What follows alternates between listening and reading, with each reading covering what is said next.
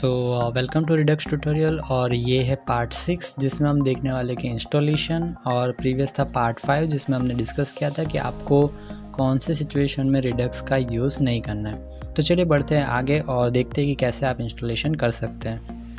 तो चलिए बढ़ते हैं कोडिंग की तरफ। और सबसे पहले आपको क्रिएट करनी है reactjs की एक एप्लीकेशन। और सबसे पहले कुछ प्री रिक्वायरमेंट्स है जो आपको पता होना चाहिए कि जिससे पहले आप रिडक्स को सीखना स्टार्ट कर सकते हैं।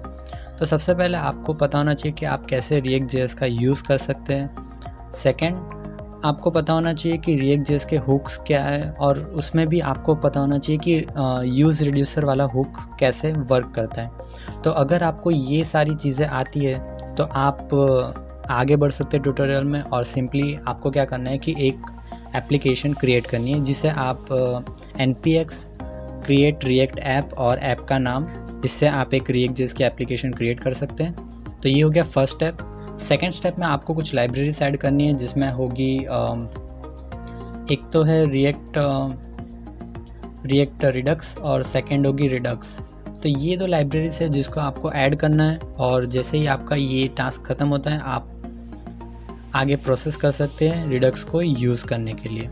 तो ये था इंस्टॉलेशन जो कि काफ़ी सिंपल है। और अगर आप चाहें तो डायरेक्ट ही रिडक्स की टेम्पलेट के साथ ही आप सिंपली reactjs की एप्लीकेशन को क्रिएट कर सकते हो, कि जिसमें सिंपली क्या होगा कि आपको कमांड का यूज़ करना है npx क्रिएट रिएक्ट ऐप का नेम डैश टेम्पलेट रिडक्स। तो इससे भी आप रिडक्स की डायरेक्ट एक reactjs की एप्लीकेशन क्रिएट कर सकते हैं।